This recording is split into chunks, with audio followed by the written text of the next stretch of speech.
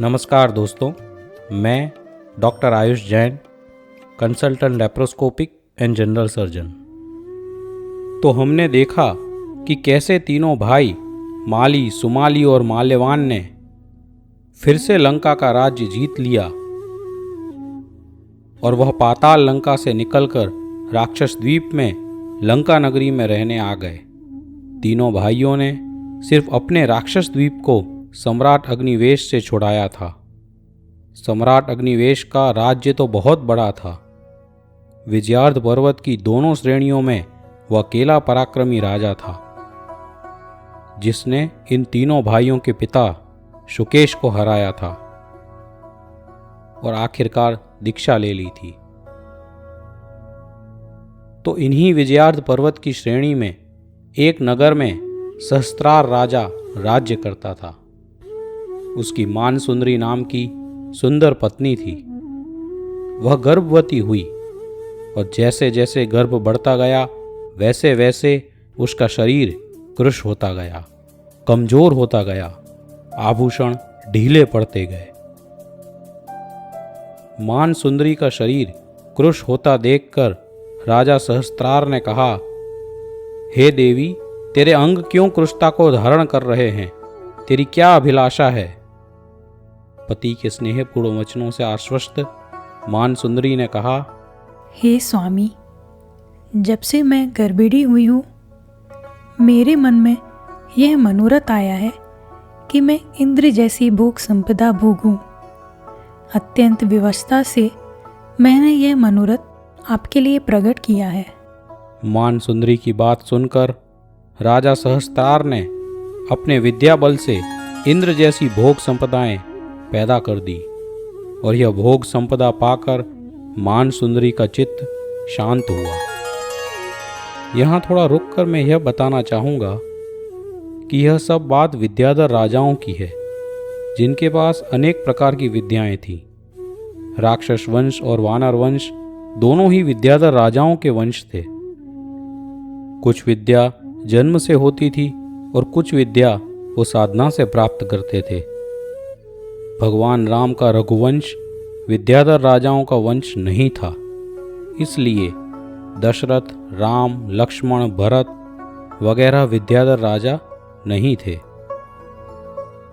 इसलिए रावण वंश के अनुगामी राजा रावण, विभीषण और वानर वंश के अनुगामी राजा जैसे हनुमान, सुग्रीव, बाली आकाश में बिना विमान के भी उड़ सकते थे, जबकि रघुवंश के राजा बिना विमान की सहायता से आकाश में नहीं उड़ सकते थे। अब हम अपनी मूल कथा पर वापस आते हैं।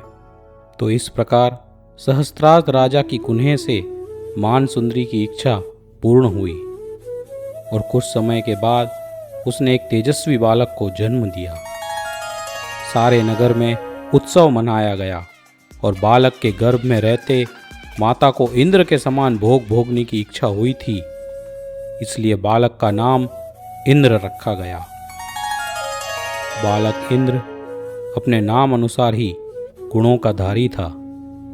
धीरे धीरे इंद्र बड़ा होता गया और किशोर अवस्था पार करके इंद्र ने विजयार्ध पर्वत पर समस्त श्रेणियों के राजा को अपने अधीन कर लिया। उसकी 48,000 रानियां थीं।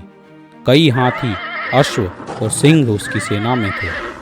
उसके पास एक सफ़ेद हाथी था जो ऊंचा, चौड़ा और ताकतवर था, जिसका नाम उसने रखा ऐरावत।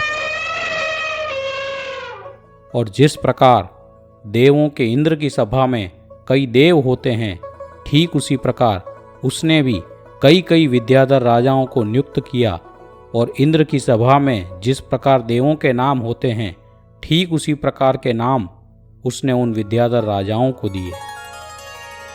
उसने एक शस्त्र भी बनवाया। उस शस्त्र का नाम रखा वज्र।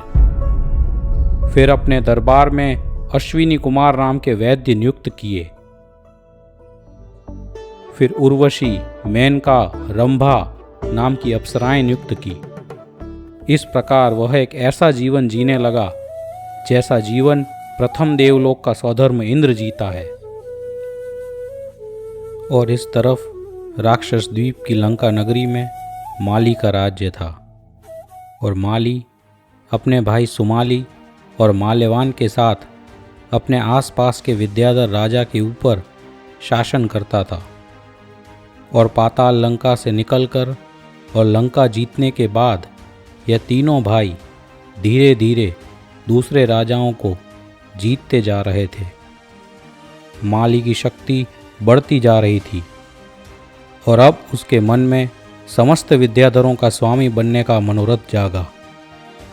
इसके लिए शक्तिशाली राजा इंद्र को हराना आवश्यक था। माली अपने दोनों भाइयों के साथ और पूरी की पूरी राक्षस सेना के साथ इंद्र राजा को जीतने के लिए विजयार्थ पर्वत की ओर निकला।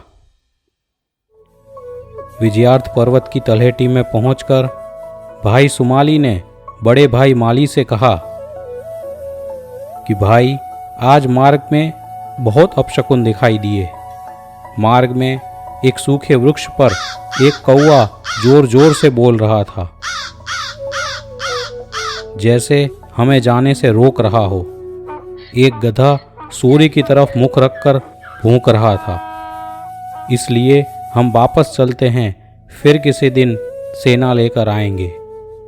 माली ने यह सुनकर कहा, शत्रु के विनाश का संकल्प कर और विजय हाथी पर सवार होकर यह राक्षसवंशी माली युद्ध के लिए निकल पड़ा है और उसका वापस लौटना असंभव है। यह कहकर माली विजयार्थ पर्वत पर अपनी सेना समेत चढ़ गया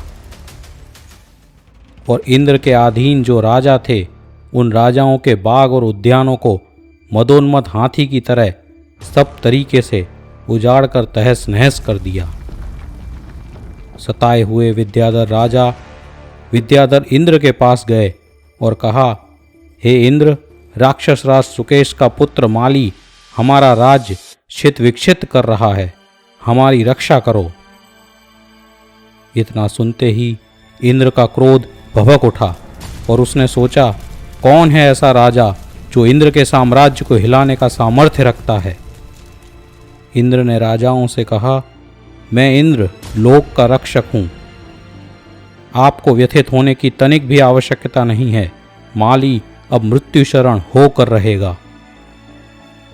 युद्ध की भेरी बज उठी। विद्याधर राजा इंद्र ने अपनी मायावी शक्ति से घोड़े, हाथी, ऊंट, सिंह, व्याघ्र, भेड़िया, बैल और गधर्व की सेना उत्पन्न की और इंद्र और उसके नियुक्त किए हुए देव विविध प्रकार के अस्त्र और शस्त्रों के साथ यह मायावी पशु सेना पर सवार होकर युद्ध के लिए आए और गर्व से झूमता हुआ इंद्र देवों के इंद्र की तरह अपने सफ़ेद ऐरावत हाथी पर बैठकर रणभूमि में आया। आगे क्या हुआ यह जानेंगे हम अगले अंक में। Please like, share and subscribe और आपके विचार हमें कमेंट सेक्शन में साझा कीजिए।